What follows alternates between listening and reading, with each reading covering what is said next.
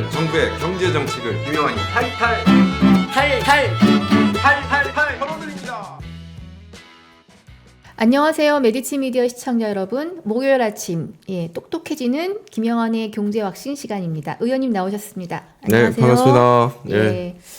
자, 자고 났습니다. 그랬더니 큰 뉴스가 떠가지고 뭐 사실 어제부터 이미 얘기는 좀 됐었는데 네. 자, 시청자 여러분 13일 전에요. 메디치 미디어 유튜브에 나오셔서 트럼프 대통령의 당선을 이미 예측한 분이 계십니다. 예.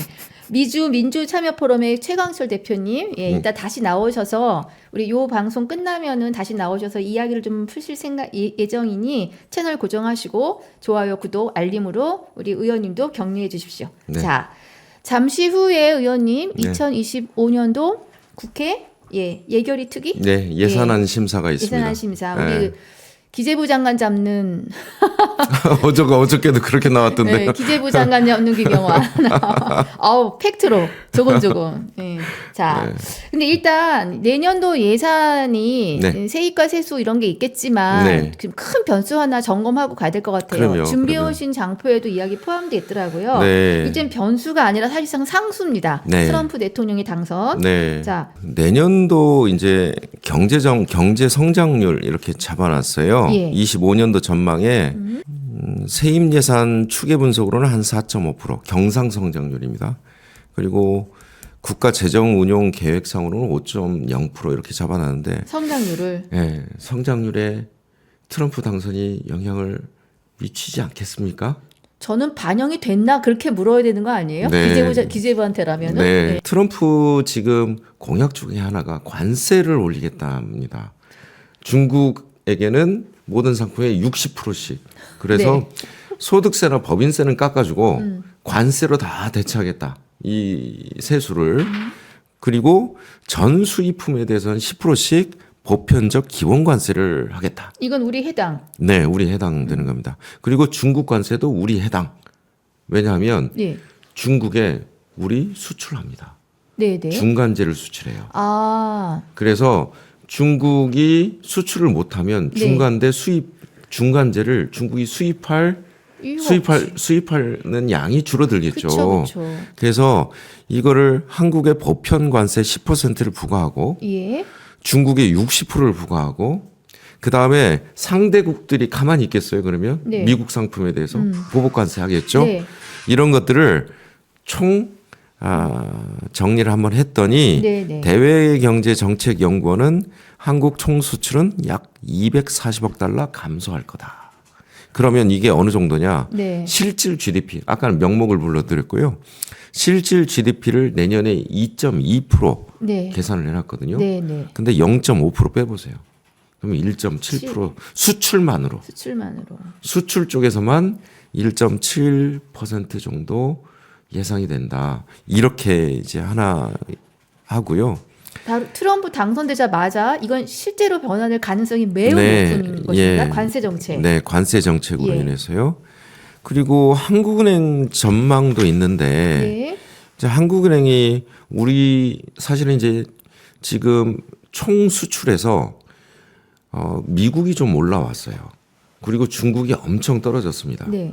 그래서 근데 중국의 최종 상품도 수출하지만 중간재가 많이 사실은 그동안 한 10여 년 동안에 많이 올라왔거든요. 네.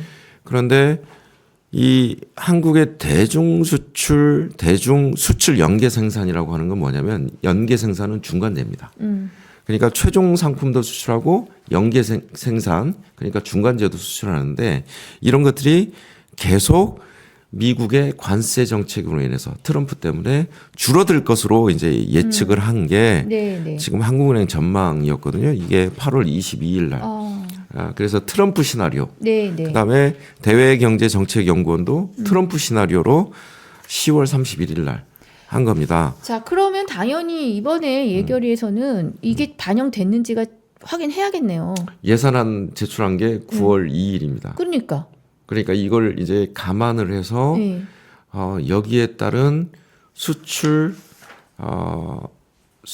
감소에 따른 경상 성장률, 실질 GDP 성장률이 감소하는 거에 대해서 국세 수입이 줄어들겠죠.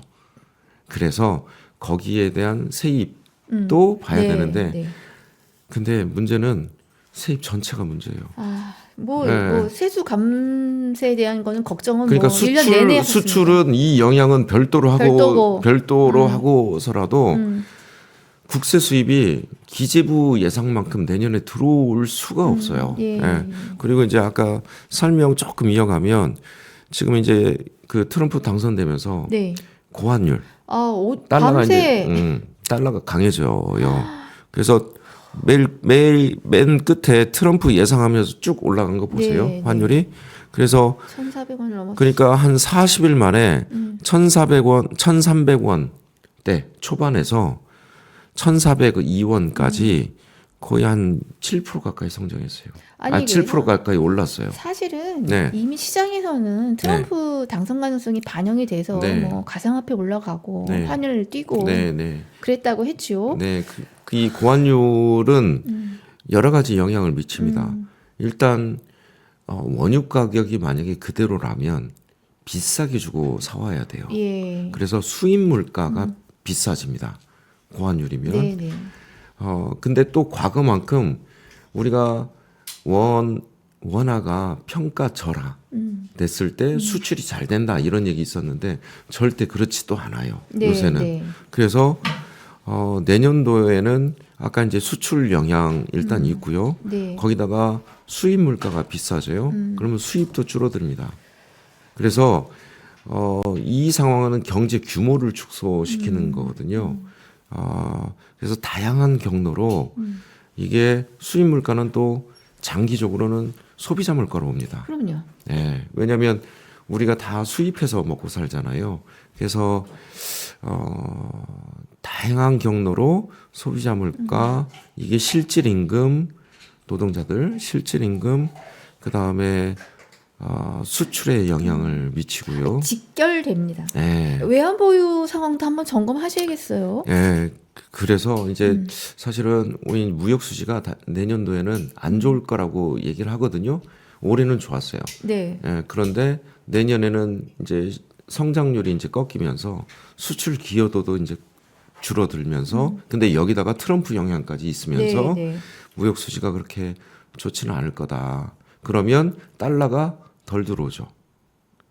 그리고 지금 환율 방어 때문에 아마 달러를 외환 보유고를 좀 윤석열 정부 때 한 300억 달러인가 썼어요. 예. 예, 외환 보유가 줄어들었거든요. 예, 예. 거기다가 외환을 또 써야 되는, 그러니까 달러를 써야 되는 그런 상황들이 좀 있을 수 있다. 자, 트럼프 하면 또 방위분담금이요. 이거 다 점검 안 할 수가 없어요.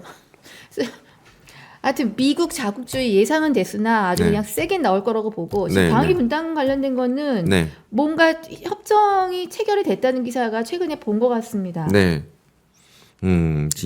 이번 달 초에 예. 그러니까 26년에 1조 5,192억 이렇게 협의를 했어요. 그래서 30년까지 이 수준으로 가되 네. 물가 상승률만 반영을 하기로. 반영한다. 그런데 트럼프가 100억 달러 내라고 그랬죠. 예.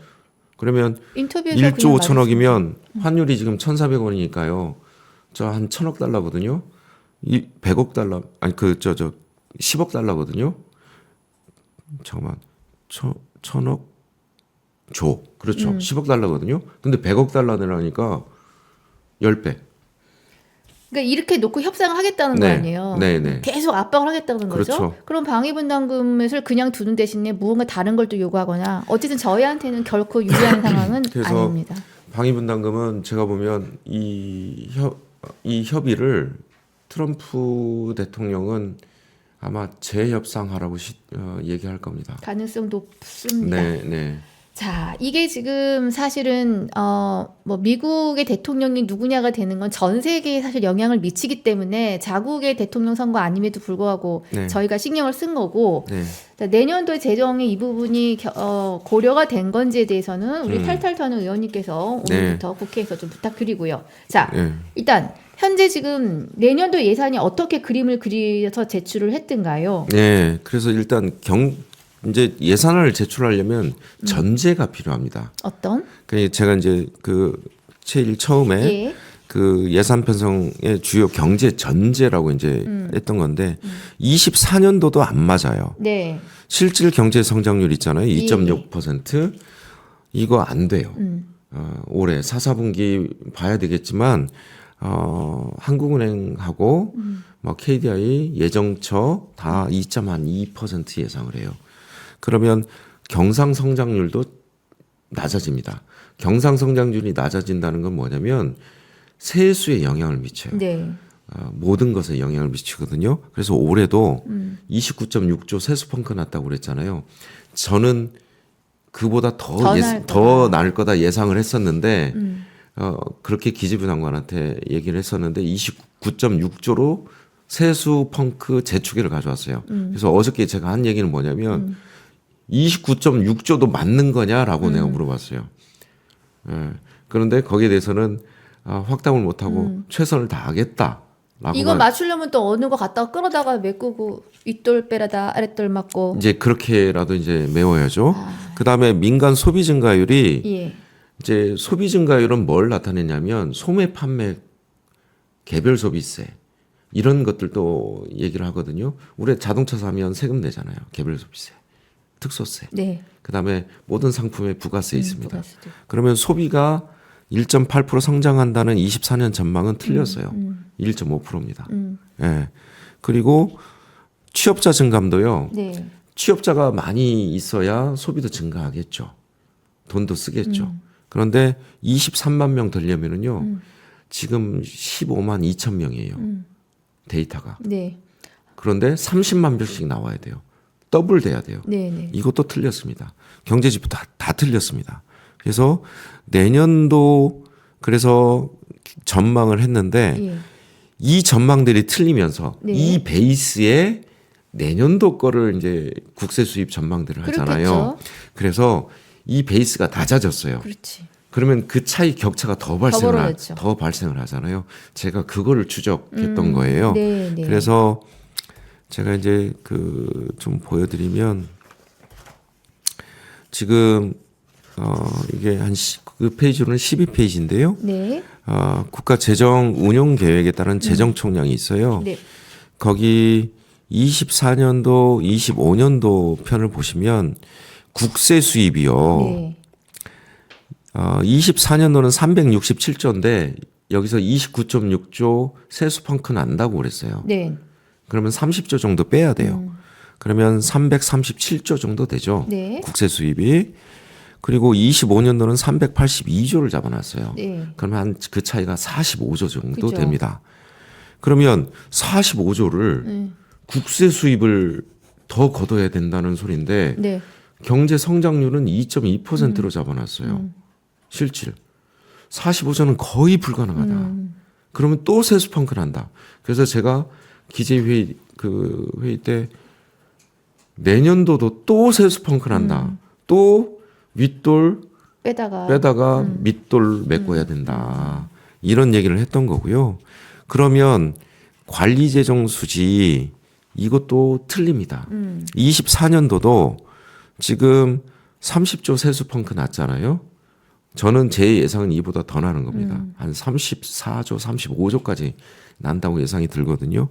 그러면 관리재정 수지도 이거는 이제 재정 수지 우리 가계부 할 때 마이너스 그거를 나타내는데 91.6조로 잡았는데요. 이거보다 더 납니다. 그런데 국가 채무는 안 늘게 합니다. 기재부가. 왜?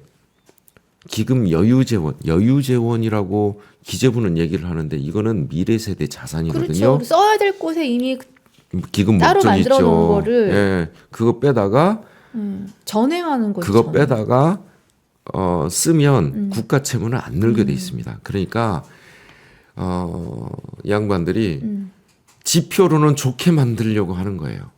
사실은 이 안에는 지방 정부의 채무도 있어요. 예. 근데 지방 채무는 늘리면서 국가 채무는 안 늘리려고 하는 거예요. 네. 그래서 문재인 정부 무슨 400조 국가 채무니 뭐 어쩌니 계속 얘기하잖아요. 그런 얘기 듣기 싫으니까 그래도 문재인 정부는 코로나라는 3년의 시기 때문에 재정 지출이 컸다고요. 그런데 재정 지출을 그렇게 쓸만한 요인도 없으면서도 그 정도 국가 부채가 지금 이 예상대로는 가거든요. 이 예상대로. 근데 국가 부채를 세수 펑크 때문에 국가 부채를 안 늘리려고 하니까 네. 이 정도 수준으로 계속 가게 되는 거예요. 그러니까 문재인 정부 수준으로 사실은 국가 부채를 맞추는 거예요. 코로나 상황도 아니고. 코로나 상황도 아닌데. 아닌데. 예, 예. 그래서 이런 문제가 있고요. 이게 좀 그다음에 또 하나 이제 뭐 조금 더 이제 구체적으로 들어가면 제가 오늘 예결위 때 할 얘기인데 네. 그 14페이지에 나와 있는 건데요. 25년도 이제 총 국세를 382조로 잡았어요. 네. 382조로 잡았는데 거기에 소득세. 소득세 중에 지금 소득세를 한 10조 정도 더 잡았거든요.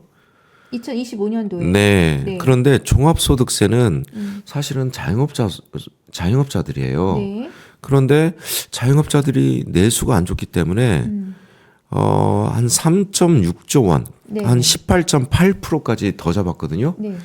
그런데 이 정도 안 거칠 것 같아요. 그 다음에 양도소득세는 부동산 경기에 영향을 미치거든요. 그런데 양도소득세는 소득세 안에 있습니다. 네. 양도소득세는 4조를 더 잡았는데 24%를 더 잡아놨어요. 예.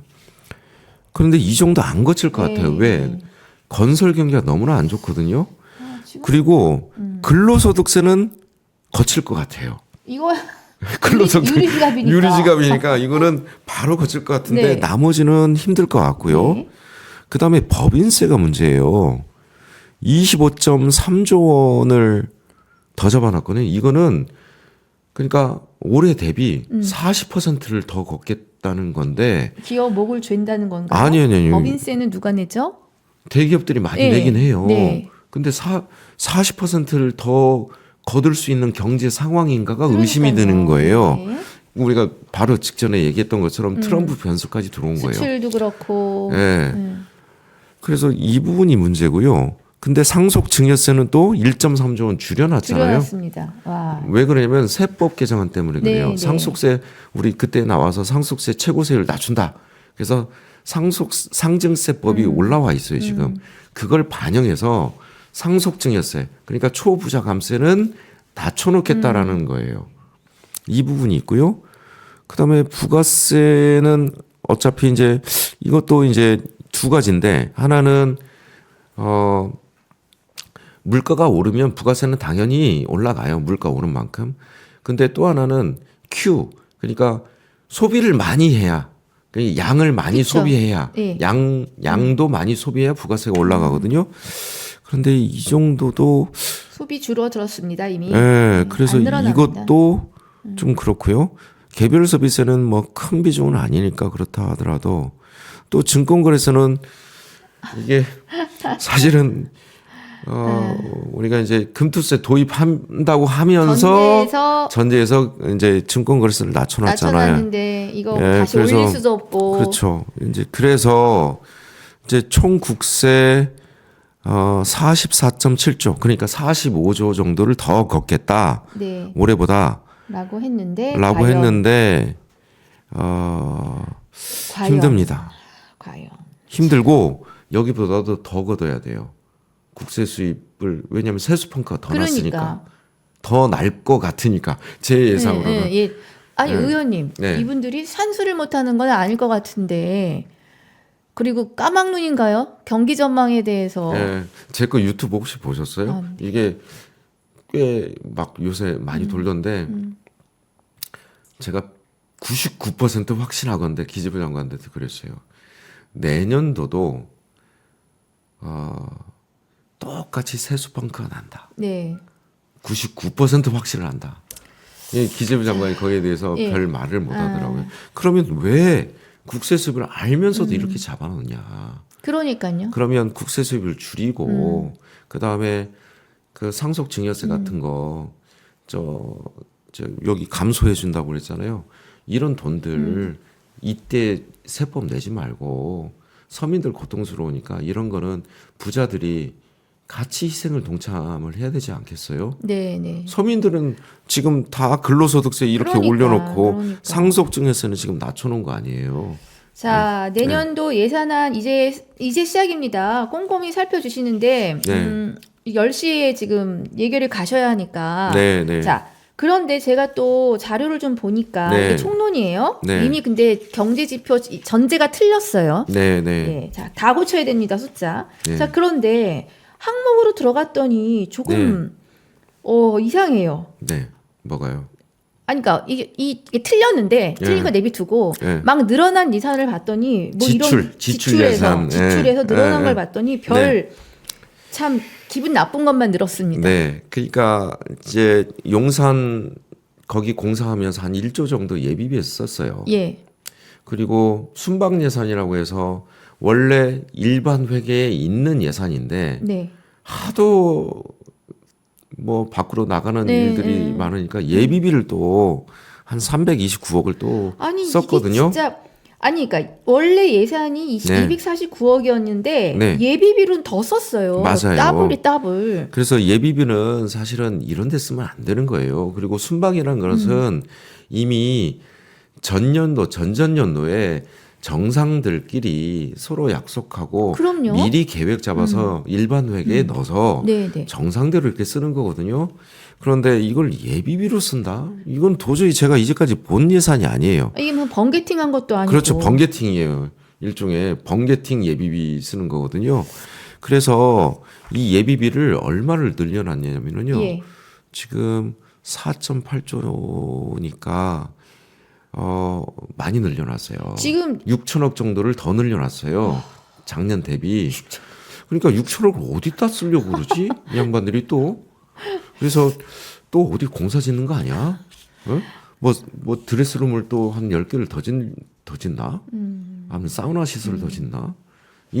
뭐 이런 거예요, 사실은. 그래서 이건 예비비는 저는 1조 이상은 다 깎아야 돼요. 왜냐하면 예비비 남아요. 더 깎으세요. 네. 그래서 저는 한 2조 깎고 싶은데요. 뭐 이것저것 다른 의원들이 한 1조 정도 뭐 얘기를 하시던데 그것도 놀랄 거예요. 지금 기재부는 1조 저희는 얘기는 와닿지도 않는 숫자입니다. 네, 네. 와닿지도 않는 숫자고. 그리고 필요도 없어요. 네. 지금. 그리고 제 예산들은 이미 부처에 1조 원이 넘게 있고요. 제 예산 작년에 쓴 게 보니까 물론 이게 재해가 발생하면 그 다음 연도에 쓰거든요. 그래서 작년에 쓴 게 한 4천억 정도 썼더라고요. 근데 1조 정도 있어요. 네, 네. 일반 부처들의 행안부 그다음에 혹시 몰라서 목적 예비비라고 우리가 재해에 쓰는 한 2.6조를 뭐 재해 뭐 다른 거 네, 포함해서 네, 네. 이미 2.6조가 있어요. 그래서 예비비는 충분히 깎아도 된다. 그리고 지금 7대 권력기관 네. 이 영수증 제출하지 않는 특수활동비들, 특활비들 영수증 제출하지 않으면 저는 이번에 다 깎아야 된다고 7대 봐요. 권력기관은 어디죠? 법무부, 국정원, 감사원, 검찰, 경찰, 국세청 이런 데들입니다. 제일 중요한 거 빠졌어요. 그다음에 대통령실. 대통령실. 대통령실을 어떻게 쓰는지 몰라요. 그래서 상품권 사서 선물 돌렸다며요. 그래서 이것도 제가 보면 탈탈 좀 털어가지고 아니 근데 숫자가 네. 지금 말씀하신 7개 기관의 특활비가 전체 부처의 특활비의 85%래요. 맞습니다. 부처가 몇 개죠? 23개인가? 저도 정부 부처가? 저도 계산해야 되겠는데. 계획을 기준으로 정부 조직법 봐야 되겠는데. 85%가 7대 권력기관께서 네. 여기 계신 분들 특활비를 무슨 활동을 특수하게 업무를 네. 하시는지 잘 모르겠으나 네. 이거 어떻게 이거 감사도 감사하고 시작부터 조금 정리를 해주시기를. 그래서 저는 예결위에서 좀 강하게 주장하고 싶은 게 영수증을 제대로 국민들에게 보여주지 않는 특활비들은 다 잘라야 된다. 네, 네. 그리고 솔직히 이 정부는 일하게 하는 게 오히려 국민들한테 불안해요. 특히 이 권력기관들을 이 특활비를 통해서 다른 일들을 하게 하는 거는 오히려 다른 일들을 꾸며서 이 국민들을 더 어렵게 하는 곳으로 이렇게 자꾸 몰고 가니까 차라리 이런 예산들은 다 정리하는 게 낫지 않나. 예? 그리고 업무 추진비도 돌려치기 하고 있고요. 예. 어떻게 업무 추진비를? 업무 추진비를 예를 들면 밥 먹는다고 그래놓고 다른 데로 이제 돌리기도 하죠. 많이. 아니, 그러니까 뭐 그리고 요만큼은 이해할 수 있어요. 예. 이해하는 한도 내에서는 네, 이게 돈이라는 게 사실 어디서 구멍이 나오면 좀 갖다 쓸 수도 있고 정말 100번 양보해서. 근데 지금 이 7개 기관이 전체 특활비의 85%를 차지하고 어디다 쓰는지 알 수도 없다? 네. 이 좀 심각한 것 같습니다. 그리고 예비비? 네. 무슨 비상 상황에 대비한 재해나 이런 거를 예상한 염두에 둔 예비비. 이건 안 쓰면 좋은 거잖아요. 벌어지지 네. 않으면 안 쓰는 거잖아요. 네. 근데 그런 예비비도 아니고 무슨 어떻게 외교 관련된 부분을 예비비를 이렇게 그래서 목적 예비비는 있어요. 네. 그러니까 2.6조가 있어요. 아니 예를 들면 네. 트럼프 대통령이 당선이 됐기 때문에 만약에 정말 잘 돼서 급하게 뭔가 만나는 일이 벌어졌다. 뭐 이런 건 안 잡힌 예산일 수 있으니까.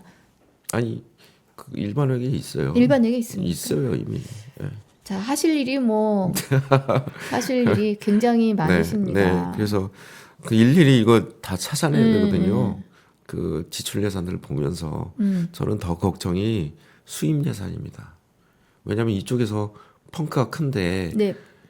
이거를 나중에 불용 의도적으로 서민 지출 예산들을 의도적으로 안 쓰면서 다른 것들을 쓰고 네. 자기네들 쓰고 싶은 거 쓰고 민생 예산들이나 혹은 중소기업들 예산이나 이런 것들을 지출을 하지 않으면서 맞추려고 할 때 그때가 더 힘들다고 봐요. 예. 예. 그리고 그 돈 없기 때문에 원래 써야 되는 별도로 돼 있는 기금에서 기금 갖다가 같은 또 것들. 쓰고 예. 그야말로 국가 재정이 그냥 완전히 근데 기금도 이제 거의 털어가지고 자, 이제 10시에 국회에서 예결산 특위 전체회가 열립니다. 네. 근데 의원님 요거는 실시간 그 방송이 줄어들 것 같아요. 네 예, 같은 시간에 맞습니다. 예, 윤석열 대통령이 대국민 담화 발표와 함께 기자회견을 끝장 기자회견을 하겠다고 하는데 네. 자, 김건희 여사 의혹에 대한 사과. 그래서 어떻게 하겠다. 그다음에 또 최혜병 특검 수용해서 제대로 하겠다. 이런 것들이 오늘 발표가 될까요? 그래서 사과까지는 아마 할 건데 네. 지금 국민 마음 속에는 그 이상이 있잖아요. 그럼요. 정말 떳떳하게 조사 받아라. 그리고 낱낱이 지금 모든 지금 통화 기록을 통해서 지금 하나 둘씩 나오고 있는데 그간의 과정이 어떻게 됐는지 예. 조사 받아야 될 거 아닌가 이런 마음들이 있는 거 아니에요? 근데 여기서 그냥 그냥 퉁치고 넘어간다? 그러면 저는 국민의힘 내부에서도 네. 분열이 크게 일어나지 않을까? 이미 조짐이 좀 보이죠. 예, 지금 뭐 윤한 예. 비윤 비한까지 나왔잖아요. 예. 그래서 세개 그룹 있잖아요. 네. 뭐 친윤 친한 비윤 비한. 예. 그래서 아마 그쪽 내부에서도 좀 갈등이 격화될 것 같고 이게 정치가 특히 집권 야당이 국민들과 함께 안정적으로 가야 될 거 아닙니까? 맨날 사고치고 맨날 갈등만 일으키고 그리고 국민들 답답하게 하고 그러면 경제도 잘 될 수가 없어요. 왜냐하면 민주주의가 잘 안 되는데 어떻게 경제가 잘 되겠습니까? 그래서 다 연관된 효과거든요. 그리고 야당도 어떻게 보면 이 마당에 예를 들면 경제에 신경을 쓸 수 있겠습니까? 네. 민주주의 문제에 더 급한데 그래서 참 어렵습니다. 예. 이번 주 말고 다음 주에 지금 야당의 연합 집회도 예정돼 있어요. 네. 예. 이번 일단- 주 있습니다. 네. 네. 이번 주도 있나요? 네, 5시 반. 네. 네. 하여튼 윤석열 대통령 지금 상황에 대해서 네. 그 생각하시는 정면 돌파가 뭔지 모르겠으나 국민이 생각하는 정면 돌파 뭔지 좀 정확하게 파악해 주시고. 자, 이제 국회 가셔야 하니까 네. 자, 김영환의 오늘의 한마디. 네, 위기입니다. 그런데 이 위기를 극복할 대안도 전략도 참 어떻게 보면 성실함도 없어요. 최소한의 네, 최소한의 성실함도 성실함도 없어요. 없다. 네. 자, 2025년도 예산안 진짜 꼼꼼히 체크해 주실 거죠? 네. 저희 오늘 의원님이 어저께 밤을 새셔서 비서관 보좌관님들이 50페이지짜리의 지금 이제 질의선을 만들어 오셨는데 저희한테 지금 처음으로 맛보게 해주신 거예요. 네, 네. 예. 저희는 이제 예산 시즌이라 바쁘셔서 다음 주 쉬고 그 다음 주 목요일 날 8시 30분에 네. 어떤 또 증거들이 나오고 있는지 네. 얘기를 조금 오늘 지나서 듣는 걸로 하겠습니다. 이 과정들을 한번 지켜봐 주시면 재미있는 네. 일들 많이 네. 일어날 것 같습니다. 눈에 불을 켜고 네.